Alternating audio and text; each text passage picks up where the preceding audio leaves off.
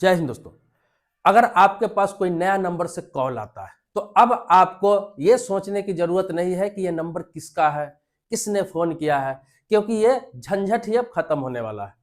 अब नया नंबर से आपके पास फोन आएगा, अगर वो नंबर आपके मोबाइल में सेव नहीं है तो वहां पे जो फोन करेगा उसका नाम ऑटोमेटिक आ जाएगा, वेरीफाइड नाम आएगा, ओरिजिनल नाम आएगा। जिस नाम से उसने सिम को केवाईसी करा रखा है वो नाम आएगा, ट्रू कॉलर की तरफ फर्जी नहीं आएगा।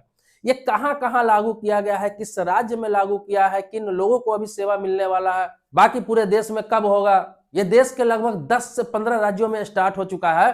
तो ये सारी बातें बताने जा रहा हूं इस वीडियो में। आपको बता दूं, देखिए ट्रू कॉलर जो यूज कर रहे हैं आप, उसमें क्या होता है कि उसमें आप देखते होंगे एक चीज की, जो नाम आप अपने आईडी में प्रोफाइल में लिखते हैं वही नाम अगले का शो करता है। आपका सिम भले ही आपके नाम से हो, आपके मम्मी के नाम से हो, आपके पापा के नाम से हो, आपके किसी फैमिली मेंबर के नाम से हो, लेकिन आप जब कॉल करते हैं आपको और वो व्यक्ति ट्रू कॉलर में उस नंबर को सर्च करता है तो उसमें कौन सा नाम दिखाई देता है? जो नाम आपने वहां पे ट्रू कॉलर में ऐड कर रखा है।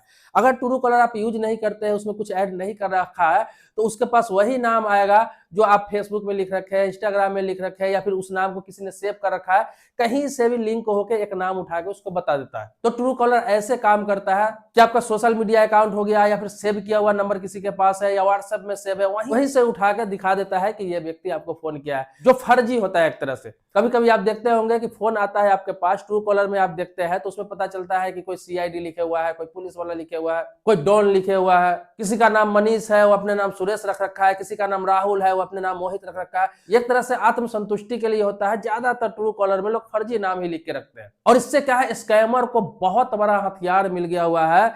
स्कैमर क्या करते हैं, जो फ्रॉड कॉल करने वाला वो ट्रू कॉलर में ही नाम सेट कर लेते हैं, किसी बैंक का नाम सेट कर लेते हैं, किसी इंश्योरेंस कंपनी का नाम सेट कर लेते हैं, किसी फाइनेंस कंपनी का नाम सेट कर लेते हैं, और किसी को फोन करते हैं तो उनको लगता है कि भाई ये तो एसबीआई से फोन आया है, ये तो आईसीआईसी बैंक से फोन आया है, ये तो एलआईसी से फोन आया है, ये तो बजाज एलियांज से फोन आया है, और लोग उसी में ठगे जाते हैं। यहाँ तक कि फोन पे, गूगल पे के नाम पर जितने भी ठगी होते हैं, जितने भी ऑनलाइन स्कैम होते हैं, सभी में इसी प्रकार से लोग ट्रू कॉलर में आईडी बना लेते हैं और लोगों के साथ ठगी करते हैं। लोगों को लगता है उस कंपनी से फोन आया है, उस बैंक से फोन आया है, लेकिन और इसी चक्कर में फ्रॉड ज्यादा बढ़ गया हुआ है। ट्रू कॉलर जैसे बहुत सारे ऐप है जो इस तरह का सर्विस देता है और लोग परेशान हो रहा है, लोगों का खाता खाली हो रहा है। अब क्या क्या है कि ट्राई ने, भारत सरकार की जो संस्था है try, telecom regulatory authority of India, जिसके अंडर में सारी टेलीकॉम कंपनी काम करती है, चाहे जियो हो, एयरटेल हो, बीआई हो या बीएसएनएल हो, 4 कंपनियां हैं। तो इन लोगों को निर्देश दिया था कुछ महीनों पहले ही, आप लोग अपने सॉफ्टवेयर में ऐसा कुछ परिवर्तन कीजिए, ऐसा कुछ बदलाव करिए कि जो व्यक्ति किसी को फोन कर रहा है तो उसको पता चलना चाहिए कि ये कौन सा व्यक्ति फोन कर रहा है। सिर्फ नंबर से काम नहीं चलेगा, नंबर से पता नहीं चल पाता है कि कौन व्यक्ति फोन कर रहा है।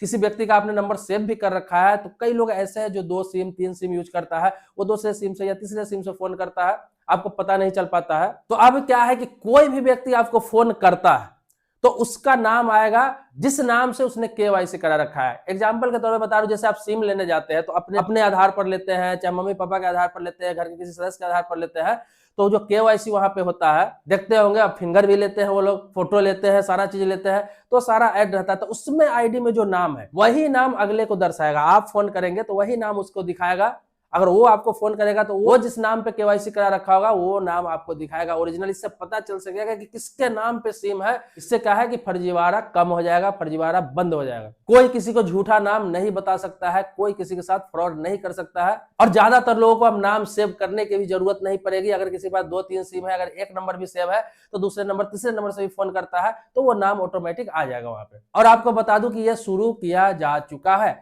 इसको बोला जाता है कॉलर नेम प्रोटेक्शन, इसे CNAP नाम दिया गया है। अब बता दूं कि इसको जियो ने स्टार्ट किया है। कहां जियो ने स्टार्ट किया है? वेस्ट बंगाल में, केरल में, बिहार में, यूपी में, इसके अलावा राजस्थान में, पंजाब में, आसाम में, उत्तराखंड में, हिमाचल प्रदेश में, झारखंड में और उड़ीसा में। जियो ने इतने जगहों पर यह स्टार्ट कर दिया है। इसके अलावा आपको बता दूं एयरटेल की बात, तो एयरटेल जम्मू कश्मीर में, मध्य प्रदेश में, गुजरात में और वेस्ट बंगाल में स्टार्ट किया है। इसके अलावा बीआई की बात करूं तो बीआई स्टार्ट किया है महाराष्ट्र में, तमिलनाडु के कुछ क्षेत्रों में स्टार्ट किया है।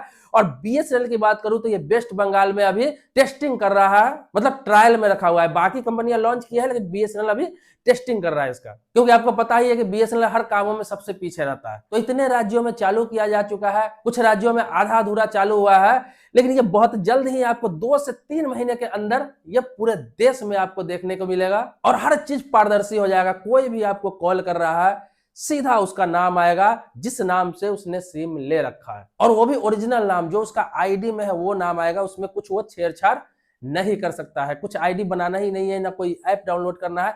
ये डायरेक्ट नाम दिखेगा, कॉल करेंगे डायरेक्ट अगले को नाम दिखेगा, मोबाइल नंबर और उसके साथ नाम भी अब आपको देखने को मिलेगा। तो आने वाले समय में ट्रू कॉलर को भी अब छुटकारा मिल जाएगा, क्योंकि ट्रू कॉलर आपको पता ही है कि विदेशी कंपनी है और इस पर बहुत सारे आरोप भी लगते रहे हैं कि ये लोगों का डाटा चुराता है, डाटा स्टोर करता है, और वहां से डाटा लीक करने का शक भी हमेशा लोगों को लगा रहता था। तो आने वाले समय में ट्रू कॉलर के साथ साथ ट्रू कॉलर जैसी कंपनियां हैं जो इस तरह के सर्विस प्रोवाइड करता है और लोगों का डाटा इकट्ठा करता है, ये सारे बंद हो जाएंगे। तो दोस्तों, ये ट्राई का प्रयास या फिर सरकार का प्रयास ये आपको कैसा लगा? क्या यह सही है, होना चाहिए था? अपनी राय कमेंट बॉक्स में जरूर लिखें। मिलते हैं नेक्स्ट वीडियो में एक नए मुद्दे के साथ, तब तक के लिए शुक्रिया, धन्यवाद।